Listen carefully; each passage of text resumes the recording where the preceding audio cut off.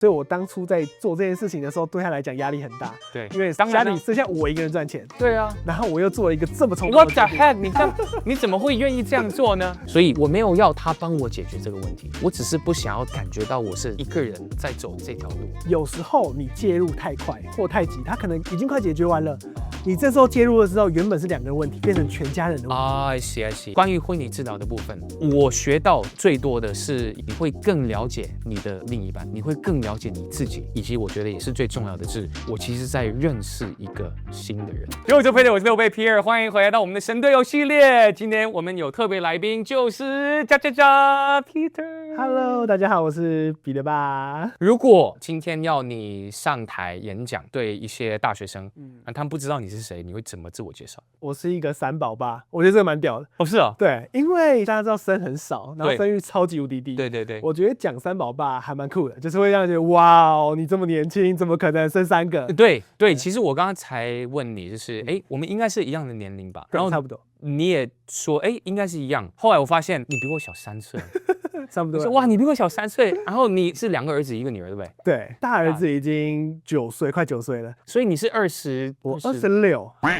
所以有9岁，第二个是7岁，然后第3个是2岁，第3个分开比较远，第3个是意外。哦，是意外。对，我到现在还想不起来，所以是没有安排好的，没有安排好的，是哦，是不知道的。我们很想要女儿，但是很怕，就是你知道这东西，对，不是50-50哦，对，像我们家大部分都是男生，我这一代全部都是男生，所以你会以为是50-50，其实不是，还有很多基因的问题，或者是家族遗传啊什么之类的，就是我觉得这影响很大。但是人家会以为你生小孩就是跟你猜拳一样，就是50-50。对啊，是哦，我觉得并不是。那你很强耶，因为其实有些人就是像我第2胎，我原本是想要大儿子1岁的时候我们就开始生，但是我们一直没有成功，我们要尝试半年才真的有成功。我们第2个也是，因为我们是计划好要生2个，我老婆先想要2个小孩，就是有伴这样子。对，所以我们生完第1个之后，大概1年我就开始准备要生第2个。哦，但我们也准备了8-9个月，没有那么久，他们差1岁9个月嘛，所以我们大概努力了。原本想说第1胎很顺利，我们就年轻嘛，所以生就生出来。然后第2个真的是因为很想要故意生的时候，每天都被叫去做功课，然后是为了生小孩的时候。反而没有那么容易耶，我们好像也是花了2-3个月才知道哦，是哦，终于中了这样子。但2-3个月我觉得还是很不错，因为我们是6个月，然后其实上一集圣杰他们试了好几年，好几年都不行。那你第3个感觉真的是缘分哎。对，我觉得是，而且又刚好是女生。对啊，就一直很想要女生，然后哇，那个性别揭晓派对的时候，你知道每次都被朋友说，你第2胎揭晓的时候，你那个脸，我就觉得我没有啊，就是当然很想要女生，开心的。哦，男生，哦耶，对，装笑，对，你根本不快乐。但我觉得我没有，但他们就会有那个感觉，看我起来，哦，你真的很想要女生，然后你那个脸好臭。但是我觉得现在都不会，就是现在不会觉得说好险第2个是男生或女生，就是前面2个男生回头来看是真的很棒，但当下你在不认识他，或者是没有跟他经历成长过程的时候，你会真的就是你会觉得女儿很贴心，你会很想要女生。随着时间经历，然后陪伴他们长大之后，发现他们2个都是非常可爱的，所以你会有那种想法，就是说现在很多人都比较晚生嘛，那像你尤其男生是偏比较早生，你会有没有那种感觉是说，我如果更晚生的话，是不是有其他的机会或者可以做其他的东西？我觉得一定会想过，一定会吧？对，但是讲一下我的初衷，就是我本来就是在比较没有那么完整的家庭长大，所以我很小的时候，大概国小4-5年级吧，我在心里面就有埋下一个种子，是我希望我长大成为什么样的爸妈，然后所以这个东西一直影响我一辈子，就是我希望我可以怎么样教育我的小孩，因为我在那个当下的时候很痛苦，所以我希望我长大的时候可以被怎么样的对待，所以我一直有这样的想法，所以我在有机会成家立业的时候，我就很希望有自己的完整的家庭这样子，然后给他们这样的教育方式，我都这样想咯。但我在这个过程当中当然会开始经历说，哦，原来我爸妈没那么容易，对，就是其实蛮辛苦的，然后所以我也会想说，如果我没有生小孩的话啊，我是不是太早结婚还可以多玩一下，我都还没经历到这些，然后我就已经结婚生子，但是偶尔会想一下，但其实不会后悔。我现在也是，我回头想说 ，OK， 好，如果我再晚一点生，那就不是这2个小孩，可能是其他的。我有时候其实会想，那我如果早一点生呢，会不会可以跟他们一起长大的感觉？我有时候也会相反那样子想。对，但我自己因为我自己是从小看你的影片长大，所以你说看我影片长大吗？Oh my 你 god！是我很大的 Oh my 启发。真的吗？对，因为我2017年的时候开始，应该是说16年底、17年都开始拍。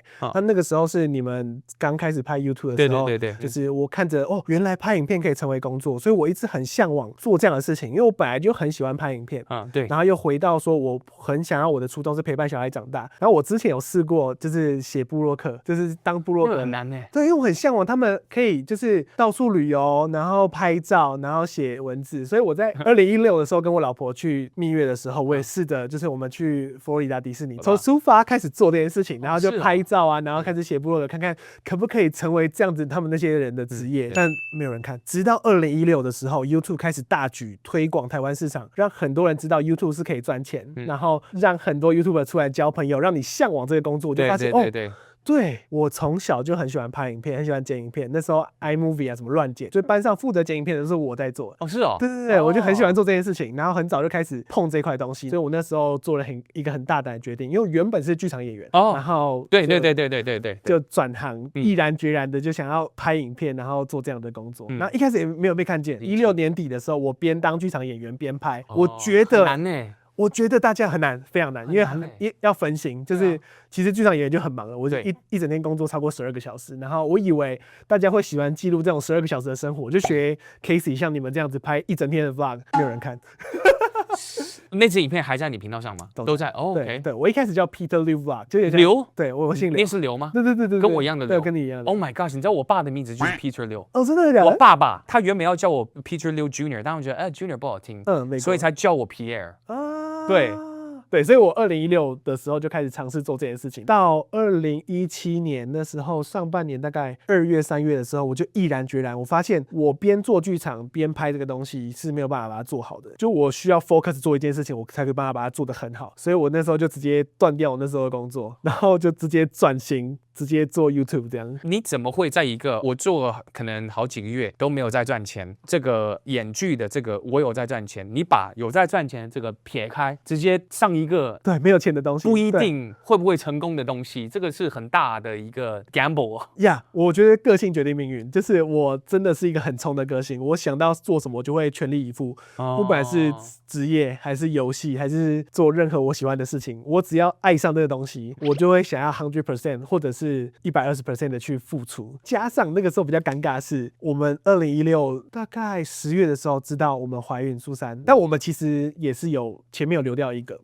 所以在第2次知道有怀孕的时候，我们就比较小心。那我之前跟苏珊都是剧场演员，所以那个时候就说哦好没关系，因为剧场要搬东西很重，然后又要跳舞，然后所以会担心说第一个已经流掉了，不知道什么原因流掉的，就是其实蛮常见的，就是各种原因都有可能。对，我们第2胎很想要保住它，所以我们就保守一点点，就剩下我工作，然后苏珊就回家好好的安胎休息。那我剧场演员的工作的收入是非常稳定的，所以那时候就想说好，那就先做。但苏珊其实没有那么认同，就是她不知道社群这一块，他不知道 FB 可以赚钱，他不知道 YouTube 可以赚钱，所以我当初在做这件事情的时候，对他来讲压力很大。对，因为家里剩下我一个人赚钱。对啊，然后我又做了一个这么冲动的决定。What the heck？ 你怎么会愿意这样做呢？对，但我就觉得我会成功，我就有一个信念，我就给自己一个机会，但这个机会是为了说服老婆的，不是为了给我自己。因为我觉得我想要成功，然后那个时候想要成功，去做了很多努力，我日更，然后到处去别人成功的底下留言。那我记得我那时候存款大概剩下，因为其实剧场演员工作薪水也是很低。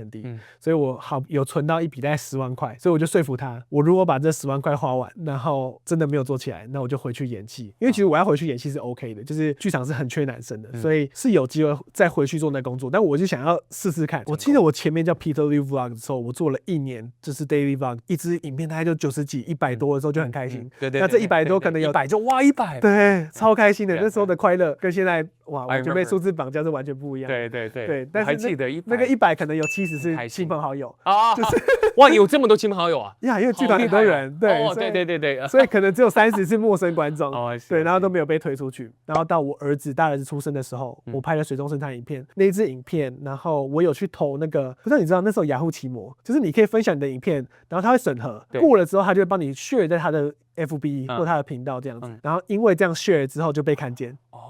对，然后那个时候订阅的增长就非常快速。你还记得是从几个订阅到几个？我0到100大概花了1年的时间，然后100到可能1万大概只花了1个月不到的时间，就是需要那个被看到的机会。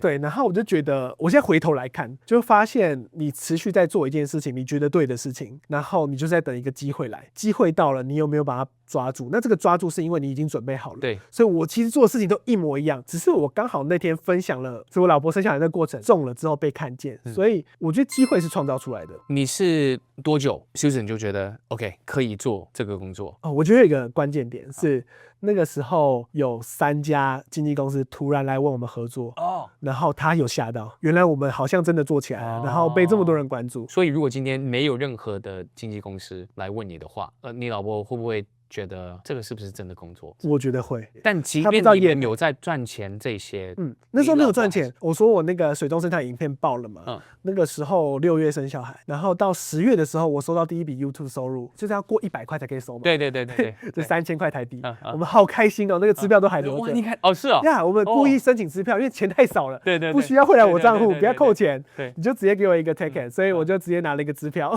所以就很开心，因为记录一辈子的怀念，一辈子的记录，就是我好像被看见了，然后终于可以成为 YouTuber， 就是我是你们的一份子，很开心这样。那时候都还没有什么钱，直到被那3家问的时候，他才比较安心，说我们在做一个 right thing， 他觉得好像是一个比较有钱有正经的工作。对，我想要问一下关于你跟你老婆的关系对，其实我很佩服你们，不只是有3个小孩。但是在有3个小孩当中，你们可以持续创作这么久，然后你们也是一起工作的。你刚刚进来的时候，你也问我说：“我的频道是只有我嘛？因为是刘培。然后你这样问我的时候，我就觉得对，因为你的频道是你跟 Susan 一起的。那就会让我想起，在还没有生小孩之前，我是没有发现说这个频道这么的需要 Megan 的帮忙。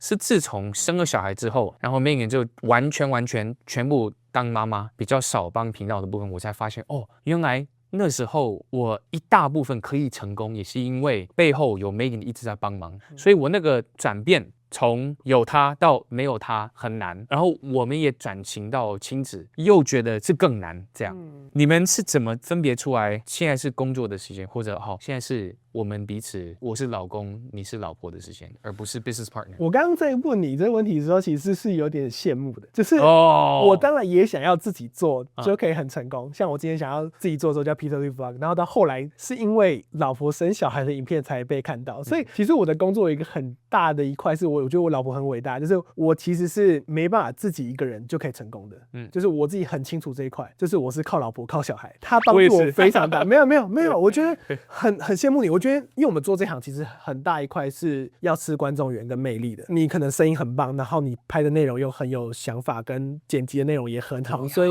不要再讲，不要再，我真的不要了，真的是本身就很厉害，所以我觉得今天即便你没有转亲子，或者是你没有小孩没有结婚，你还是一个非常伟大的 YouTuber。但我不一样，我很明显的就知道，我一开始就是因为老婆被看见，因为小孩被看见。所以你刚刚在讲说要怎么经历这块的时候，其实我们在过程当中这10年来真的是经历了非常多的沟通、妥协跟挣扎。因为我觉得这个羡慕很可怕，它的底层逻辑跟观众有时候会看我们生活越过越好的那个感觉有点像，你会羡慕说，为什么可能别人的一起经营的人，然后他的另外一半可以经营的这么好，这么厉害，然后你就会开始羡慕，可以向往说他们这么会经营，你可不可以也跟他们一样厉害？然后我觉得这会陷入到一个很可怕的焦虑跟死胡同里面，但这完全就是我的问题。你会发现这个焦虑是很可怕的，因为一开始要做这些工作的人都是我，你因为了他被看见之后，你把这个莫名的焦虑放在他身上，没错，所以他很无辜啊，这不是他想要做的事情。maybe 当然他也想红，或者他也想被看见，可是这不是他想要被看见的方式。他有自己想要成功的方式，可是因为他要陪伴你工作，所以你把这些压力，把你这些期待灌输在他身上。可是这都是错误的期待，那因为这些错误的期待，就让我们在这10年来有很多争执，所以我也一直在检讨自己。其实讲到这些，我也会想起我自己，是不是有什么东西是我根本不知道，或我没有看见的。但是我跟你也是一样的，我会想说，那如果每天做的事情其实没有那么多，那是不是我可以跟他讨论更多其他东西？他可以稍微多加入我们频道。为什么有时候我会问他要不要加入的时候，他没有兴趣或者他不想要，我才发现哦，因为他还有其他很多底下超级多其他的压力，是我根本没有想到，或我根本是看不见，但是的确是完全有帮到我的。因为我昨天看到你跟托哥那一集，好我就有很多的检讨。他讲的很棒，是我们都会我就会把老婆当成同事，但是这个关系很可怕，是很可怕。你跟同事之间，你们会有一个彼此尊重的距离，但你跟老婆并不会，因为你们是最亲密的人，所以他会很容易 judge 你做的任何行为，你也很容易去看不惯他做的很多事情。当你把他当同事看的时候，会把这个关系搞得很复杂，然后很不协调。我们有太多错误的同事期待放在他的身上，他不应该是你的同事，他只是想成为一个帮助你的人。所以其实到现在你们做10年，你还是会有那种困难，说什么时候是同事，什么时候是老婆。老实说，就是我自己是这样，就是当你发现你快失去他的时候，你就会发现说，哦，这个时候他应该是要老婆你，所以你应该放下你的工作。通常只有这时候，然后你会乖大概几个月之后，又会回来工作，因为你还是得面对生活。所以我觉得不是那个 moment 那个当下，不是一个几分钟，它通常是一个连串结合起来之后，你发现它快不对劲了，它快爆了。它快爆的时候，你发现哦，对我真的是太 focus 在工作，我把太多时间放在工作了，我应该要拉回来一点点 for 老婆这个角色。你们有自己的时间吗？就你跟你老婆？我觉得超难。我觉得爱情不是婚姻的坟墓，就结婚不是婚姻的坟墓，但生小孩才是。就生小孩之后，因为我们几乎没有后援，我们大部分时间都是自己带小孩，所以我们连一起去看电影基本上都很难，因为我们就是生了1个，生了2个，又生了3个。对啊，所以我一直很向往一件事情，就是我期待有一天我们可以像之前2016年我们出去度蜜月一样，我们可以再次2个人出去生活。因为我们现在真的连出国我们都要轮流，就没有带小孩的情况下，没有带小孩对，我们得一个人牺牲，就是在台湾顾小孩。但大部分的我都有找理由出去拍棒球啊，拍其他的工作，拍飞机啊，所以我就可以出门。然后很偶尔就只有一次，就是他就可以自己一个出去玩。但我觉得也不用追求或者期待以前谈恋爱的感觉，现在一定是不一样嘛，对不对？她是你3个小孩的妈妈，她是你老婆。我先用我自己的范例好了。之前我跟 Megan 一起谈恋爱的时候，跟结婚之后，那个感觉差不多是一样。我也觉得是生了小孩之后就180度，完全哇，我们关系完全不一样。我就发现我要重新认识这个人，他也要重新认识我这个人，因为我们完全变了。我们的耐心杯之前没有小孩的时候呢，是蛮空的。空的原因是因为我们是有自己的时间去可能倒那些压力。有了小孩之后呢，我们的耐心杯一样的哦，只是那个水到这边的。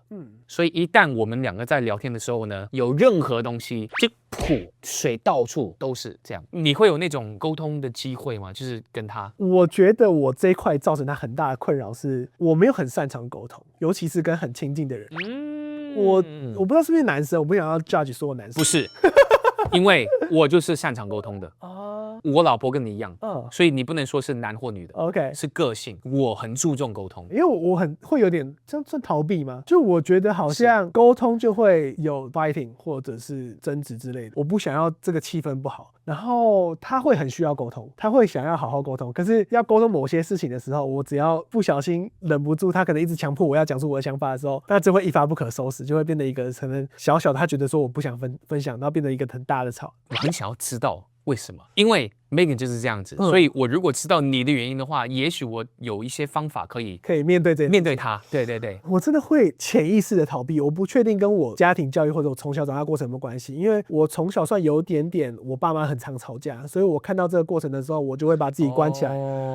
我不会出来说你们不要吵架那种，我会看到然后我很害怕，然后躲起来，然后久了就会不说话，不习惯在面对这件事情。所以当我在面对这个争执的时候，我会不知道怎么跟你讲。我知道我在做什么事情，但我不知道怎么解释。你的以为跟我的以为本来就不一样，有一点像是我觉得好像没有什么好争执的，就是有些事情我会觉得说，不就这样吗？好像没有什么需要争执，可是对他来讲，他就需要一个很明白的沟通这件事情。但我觉得就这样没关系，就这样。可能我已经妥协了，或者是我已经 OK， 是他不能接受，就是我已经妥协这件事情，他觉得我没有妥协。我们前面有讲过说，我们做 YouTube 这一块，因为是我们想要做的，我们给老婆的期待，反而是给一些他们原本不应该有的压力。那这个概念让我我感觉到有一点像现在这个，就是可能你觉得哦没差没差，但是因为你已经把球传给他了，那现在他有球了，会觉得没有啊，在这里啊，不 OK 啊，你看有球啊，有球啊，你说没有啊，没有啊，我没有球，我没有球啊。我觉得是，我就用我跟我老婆来举个例好了，她就是你的角色，我就是你老婆的角色。我这边也需要调整自己，我想要知道的，或者我希望现在我们要沟通好，我们要现在找到解决的方法。所以就讲出来。对他来说，现在的状况可能他没办法，或者他觉得根本都不重要。那对我来说，我会觉得，因为可能你觉得不重要，但是这个东西如果有一点点发生的话，对我来说，以后如果发生更多，我们这次如果没有先讲的时候，或者试着解决的话呢，你不知道以后会发生什么事情。如果所有小的都解决，那我们可以好好聊大的。如果这些小的都没有解决，我们聊大的时候呢，我们会把一些小的拉过来，太混乱了。我们只在聊这个大的，根本没有在聊冷气忘记关掉。所以现在我们找到的一些沟通方式，就是我会让他知道这个东西是有在 bother 我，他可能会告诉我说，我现在没办法好好聊这件事情，我们明天晚上再聊。所以我没有要他帮我解决这个问题，我只是不想要感觉到我是一个人在走这条路。真的，你这样讲的话，我真的蛮喜欢。你完全理解他呗？我完全理解他，就是有时候也，所以我不是理解你，不是理解我，我不理解他。可是我觉得没这个东西是，我觉得你去那个婚姻的那个沟通很棒。如果没有这个东西，没有第三者的话，很难，永远没办法解决的。我觉得是因为个性的不同，如果没有一个第三者去分享两个人个性的话，你的个性永远就是这样。他像我跟我老婆就是这样，就是我比较像Megan，然后他比较像你，所以他会一直需要有这个需求。那你刚刚讲到一个是你会觉得是自己一个人，我觉得跟他的感觉非常非常像。但我刚刚又想到说，很像是我有时候自己的焦虑，我会觉得说我们频道是一起的，然后我们一起工作，我们不是富二代，或者是我们都是靠自己白手努力起来的，所以我们必须工作。但我有时候会觉得我自己一个人，为什么都没有人帮我？但并没有，他其实帮我很多很多。对对对。但是这个是漏根性，底层逻辑是我们会羡慕别人更好的，我会永远觉得自己不够。所以我回到这个两个人的关系，就是他也会觉得说，为什么在沟通的时候他也是自己一个人？但我觉得没有啊，我觉得这就没什么好沟通。我也觉得我们就是这样子过得很好，我不想有很多争执，所以我觉得有一点点像，我有我的焦虑，他有他的焦虑，所以我必须要陪他走这个，就好像他在陪我工作一样，因为他有这样的焦虑，我身为他唯一可以沟通的，你刚刚就是我们真的也是他，我是他唯一他可以沟通的人，我应该陪他做这件事情，但是我有时候做不到，所以我应该要学习这件事情。你选择我，我也选择你，我愿意跟你分享我一切，我愿意都给你，这个是我的爱的方式。我的 love language 是 words of affirmation， 是讲的跟 touch， 它不是，它是礼物。一模一样，我刚才也是正想这样讲。还有 acts of service， 就是我带小孩回家，然后他可能就帮我洗衣服这样，或者他帮我写个很可爱的卡，然后放在那个桌上。对他来说，这个是他的 love language。我一模一样，我是喜欢小惊喜跟浪漫，所以我会很容易创造一些，但是我不喜欢日常的沟通，就是我很爱做这种事情，就我比较像女生，然后我老婆比较像男生，从很多事情都是这样，就是像我们家在规划安排行程啊、旅游啊，然后做小孩的教育啊，全部都是我在规划。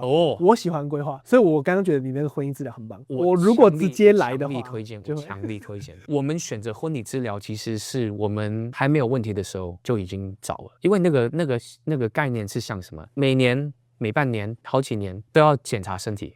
我没有生病啊，但你还是要检查一下，看看状况 O 不 OK。万一有什么问题的话呢，你有提早先看到那个问题。婚礼治疗是一样的，预防胜于治疗。预防，对对对，就是刚好如果现在有问题的话呢，先找第三方，这样的话就可以试着解决。可以解决的话呢，那你就提早解决，不会到了那些很不好的状况。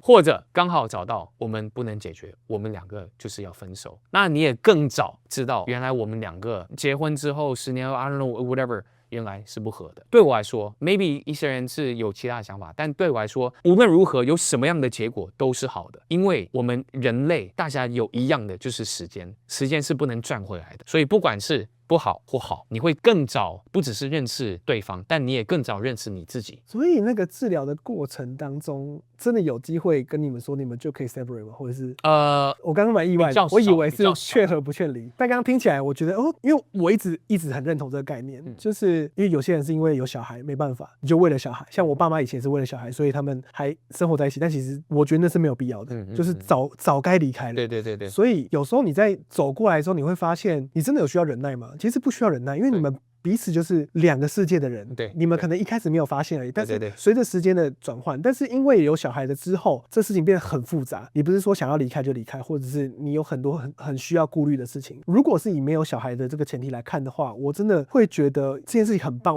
我一直以为是可能他就是想要把你们两个 fix 好而已，但如果他可以看到这问题的来源，其实是根本没有办法不需要努力的，因为你怎么努力只是在委屈，或者是你永远在觉得牺牲自己的时候，其实是很痛苦的。你只是让你的痛苦时间，就像你讲的时间是有限的，我可能这辈子都在痛苦，我何必呢？其实你早点离开，你根本不用接受这些。可是我们会有一个传统的概念是告诉你说，哦，你应该忍一下，你应该过一阵子就好了。但其实我自己后来来看，其实很多时候你是没有需要忍耐的。关于婚礼治疗的部分，前提我觉得大部分当然是试着想要好。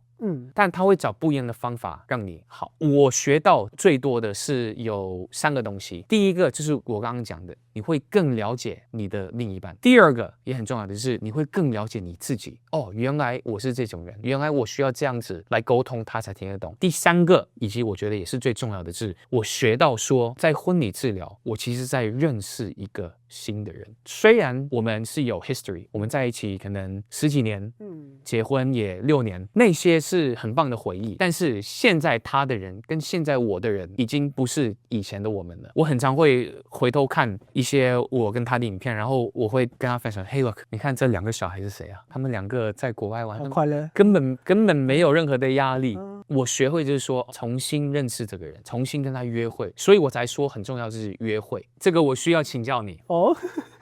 你2个儿子也是大概2年，对不对？1岁9个月，跟你几乎一样。请问要怎么让他不要吵架？拜托，他们每天吵架要怎么让他们感觉是爱彼此，然后是一个 team 的？我们家自己是这样，就是他们2个感情超级好，但是也是每天都会吵架，对，然后很烦。等一下，到现在也是吗？9岁7岁？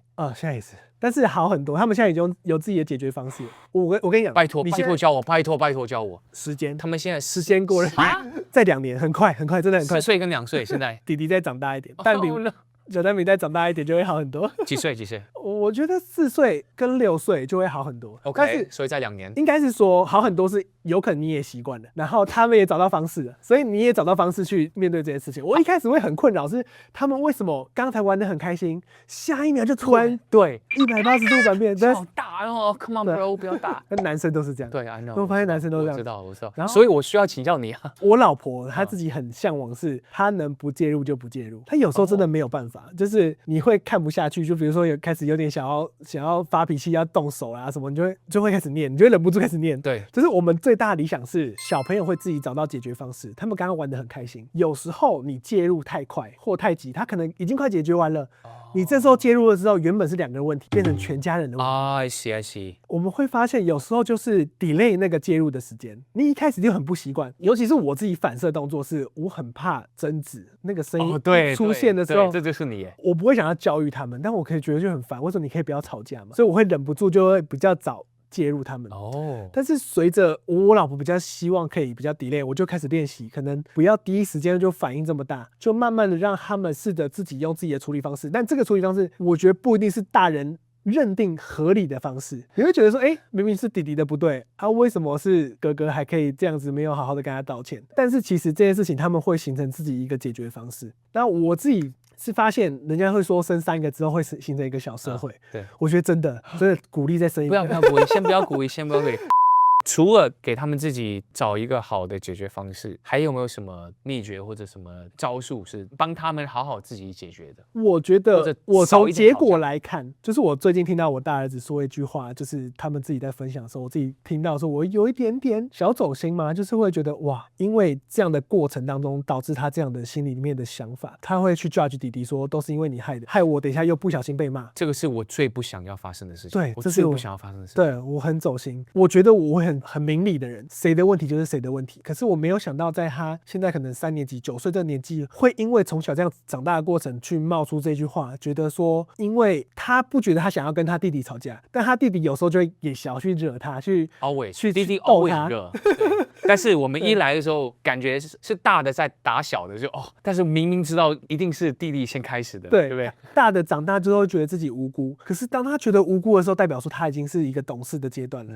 他知道他因为你来弄我待会可能会被骂，就是我会去调停嘛。然后因为调停的时候不可能是一个铜板拍不响嘛，一定是他可能弄他就忍不住回他。但是我们的文化会觉得说，你弄他的时候，你不能弄回去啊。他弄你，你为什么就要弄回去？你弄回去就是你的问题了。因为这样的事情，他会觉得他很无辜，是你先来弄我的，为什么我就不能反击吗？所以我就会因为这样的结果，会回去来看这件事情，是我们有没有需要这么早介入？就是比如说抢玩具，然后会有陷入一个死胡同，是你会一直要克制说，你不能因为他是小的，你就觉得说他应该要让你。那我也一直很强迫自己做这件事情，因为这对于大的心里面会造成很大的阴影跟影响。所以我老婆有弟弟，全部都是骂我。我想说，为什么全部都骂我？所以我现在就是我2个都骂，然后是小的问题，这样。对，2个都骂，但是我也是2个都骂。大的长大还是会觉得说，为什么你要骂我？我觉得我已经刻意理性，然后不能因为小的怎么样不理智之后，就反而是大的问题。我已经很强调这件事情，我也刻意执行这个任务。但是其实这个很难避免，但是我觉得就是过于不及，它可能不像是你这么明显的偏心的来的这么严重，但是你这是无可避免的，因为这些事情你不可能不解决嘛，你要解决这个问题，就是会造成他有这样的想法。但这个想法我觉得也没有不好，就是我觉得他反而变懂事了。他知道因为这件事情他可能会被影响，所以他会现在这个9岁这年纪，他就知道说他先 stop， 你再过来我也会不开心，我不开心，我爸妈就会不开心。所以你会专门看看到底是先是谁的问题，然后再这样来解决，而不是说好他们2个在吵架的时候，不管是谁的问题，只要你们2个有吵架，那你们2个都要罚这样。No， 所以这样是不好的。而且我比较少罚，就连罚站都没有。但我觉得这个有好有坏，就是你确实是。比如说你透过一些惩罚，你会让他知道说他做错某些事情。可是我们自己是因为你在那个当下，他在情绪里面，你怎么讲都没有用的。对。而且你是没有办法跟他讲道理的。我觉得后来回来看，最快就是 separate 他们2个，就是让他们去不要陷在那个情绪里面，因为这个情绪是因为他们彼此造成的，所以你就好像是把2个磁铁给分开来，让他们去冷静一段时间之后，这件事情他们也忘记了，他们根本不记得刚刚怎么吵。我现在2个小孩4岁跟2岁。他们挣扎，他们吵架，我第一件事情，我觉得 delay 关心，他们如果没办法解决，已经要打起来了，那种真的不可收拾了，就分开他们2个，分开，不要那么快教育他们。分开的时候先不要骂，我觉得那时候骂他根本他只知道我爸生气了，我爸很火，所以我的情绪有2种可能，一种是我变得更火，因为你比我火，我就会哭得更大，那个火不是一定会哭得更大声，可是那哭得更大声，他发现你更生气了，你更凶了，他不是在解决他的问题，他在解决你的问题，你的凶他觉得说你好凶，我有一点怕，对，我这个怕，我要降低你这个怕，就是我有点怕你，我不想要这么怕，所以我让你不要这么生气，但他不知道他到底面对什么问题，即便你是很有理的在跟他说道理，然后但是他还是感受到紧张的。所以我觉得那个当下是没有意义的，我觉得就是让他们去玩各自的事情，但是这件事情没有不解决，是 delay， 是就好像你刚刚说的，等他们冷却之后，晚上聊天大家都玩的又笑得很开心的时候，你还对啊，为什么你要这么生气？我忘记了，那他说下次怎么样？对。OK， 我觉得我最大的问题其实就是我太快生气，我太快打断他们2个。但的确是我是希望他们可以找到自己的解决方法。但是我跟 Megan 2个都会说 Stop guys， 因为我们已经看得出来他们要打，对，但是还需要一段时间才打。但我们在那么前面就已经先说停了，所以反而会让他们失去那个经验。我觉得就是犯错的勇气，就是我觉得就是犯错勇气对我来说很重要。对，就是你要让他有这个 experience， 然后去经历到这个过程，这是人性，就是你会想要预防，不要让这件事情发生，我就没有困扰。你会想说，我知道你要干嘛，因为我是成熟的大人了，我是知道你待会会有很严重的事情发生。但如果我们知道，对，但如果你是以陪伴或者是他的成长曲线来看的话，你让他们争执不见得是坏的事情，你让他有这个 experience， 知道说更好。其实对，但是这件事情要让他知道，他做这件事情，他知道这件事情是不对的。对，在你都还没有，他已经一直永远被压抑在里面，他就会有更大的爆发，因为他一定得情绪有地方需要出口。小的时候是用哭的，可是长大他如果一直被压抑的话，他永远不知道这件事情做出来的严重性跟后果。但你如果让他从一个很小，因为他们2个吵能够严重到哪里去？对，就是你让他有小错的时候，他就不会做大错。我也有另外一个问题，你刚刚最前面也有回答，所以剩了第3个就解决。可以我呢？什么意思？姐，等一下，我一开始就听人家说2个跟2个以上是一样的，我自己生了2个之后才发现，哦，真的哎，为什么？为什么？生2个我不懂为什么。一个叫做有时间，一个叫做没时间，2个就是没时间了，所以你怎么样都是没时间了，所以2个跟2个以上是一模一样的，大的会长大。我一开始也不敢想象，尤其是我当第1个生到第2个的时候，我也是觉得说，不可能第3个。对，怎么可能第2个不是连第2个都没有？因为第2个我要等于说我原本是完全 focus 大家带他上很多课啊，然后体验很多东西，全部都在他身上，怎么可能分2个？所以我那时候也是担心这件事情。但是第3个不小心就是这样自然产生之后，好像发现真的其实他们自己会长大。比如他们去学校，所以你就有多的时间去 focus 在小的身上，然后加上有小的之后，真的像人家说的，形成一个小的社会，他们自己会去沟通协调。即便我女儿那么小，才2岁哦，其实该吵的还是会吵，可是他们该一起可能玩在一起的时候又很可爱，然后他们就会变成说，原本2个人的时候不是你就是我嘛，所以他们不会去成群结队，我跟你怎么样去对付他，就不会有这种小智慧产生。我目前觉得是3个蛮舒服的，3个是蛮完美的。好，如果20年之后你的小孩会听到这一段，你希望他们记住现在这一段的你是什么样的人，或者你最想要对他们说什么东西？我觉得他听完的话，应该会发现，这整个聊天的过程当中，爸爸并不是一个完美的人。就是我们的呈现都来自于我们的经验，然后经历了一些挫折或者是一些好的事情，我们希望把不好的事情不要再发生在小朋友身上，所以感觉会想让他知道没有人是完美的。像我刚刚跟你分享的，你应该会听得很出来，就是我比较是那种比较没有自信一点的人，所以我会很担心别人怎么想，所以当他看到我这样子的人，然后会造成我在生命当中很多痛苦的事情的时候，会希望他可以不需要遭遇到我这些痛苦，可以知道其实不一定要做哪些事情或讨好某些人，你的生活才会快乐。你只要不是做坏事情，你其实可以像叔叔一样，其实是活得很有自信的，我觉得都很棒。来到我们最后一个环节，就是快问快答，这个是我们每一集会问每一个人同样的问题。Ready？ 好紧张。IG 还是 YouTube？ 如果这辈子只能吃一样东西，你会选什么？牛排。哇哦，好牛排哦！哦呀，我儿子也很喜欢吃牛排。OK 现在最佩服或最常看的一个创作者是谁？ Vamos Sport 是一个体育频道。西班牙的吗？ No， 台湾的。最喜欢的宝可梦？ Pikachu。甜度冰块？正常。全部正常。正常。哇塞 OK。 如果现在可以瞬间移动，你会想去哪一个国家？日本。 7 还是全家？ 7。 猜猜我现在心里想的数字是多少？89。如果没有做创作者的话，你现在应该是会做什么样的工作？剧场演员。你觉得人活着到底是为什么？为了吃。为了吃Nice。完全不用准备，你可以立刻上台讲30分钟的废物主题是什么？最常演讲，人家找我去就是如何当 YouTuber。OK， 说一个你最瞎、最没道理的恐惧。我怕高，怕刺激。哪一种刺激？等一下，我不喜欢坐云霄飞车，自由落体。你喜欢迪士尼，你不喜欢云霄飞车？哇，迪士尼都是 character， 哪有人去做？有啊，没有人去做。我有啊 ，Incredicoaster、Star Wars 也有啊，那个熊。我超喜欢去迪士尼顾包包的，我看别人玩，我很快乐。那个 Galaxy 你知道吗？掉下之类的那些 Guardians of the Galaxy， 对，那个超棒，那个好好玩。哦，他玩所有刺激的设施，我觉得好快乐。但你不喜欢？我喜欢等。Oh my gosh！ 快问快答结束。这个系列有最后一个东西，就是上一来宾会问你一个问题，那你可以直接回。嘿，下一位来宾，我想问你一个严肃的问题，请问你喜不喜欢吃鸡腿便当？但不见，哇，真的是从小看圣杰长大，不是你，他超强的。你要回他啊，你要回他啊。我觉得我还好呗。哦，还好吗？我觉得还好。我超爱鸡腿便当，真假？我超爱耶。OK。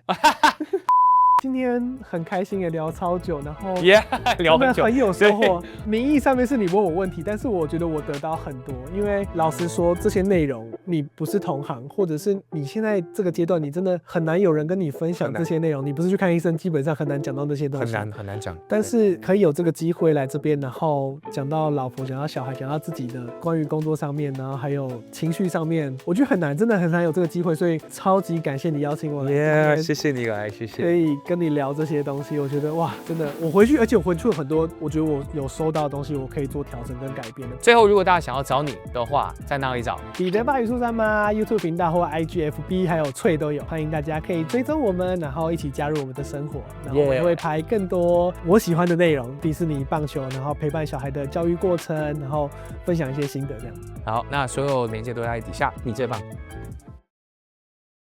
你看过 Coco 吗？看过，我超爱 Coco 你。知道他们看了 Coco 之后，我大儿子就不会说爸爸你死之后，妈妈你死了之后，他会说妈妈你变成骨头之后，爸爸你变成骨头之后，因为他们去世是对变成骨头，对，所以我就说我希望你们两个是 team 的，因为爸爸变成骨头之后呢，只有你们两个，然后我突然间哭了，我就。因为我就想起说，哇，我不在的时候，那真的只剩下他们两个了。我不知道为什么，我就突然就哇哭。这个便当，我觉得，哎，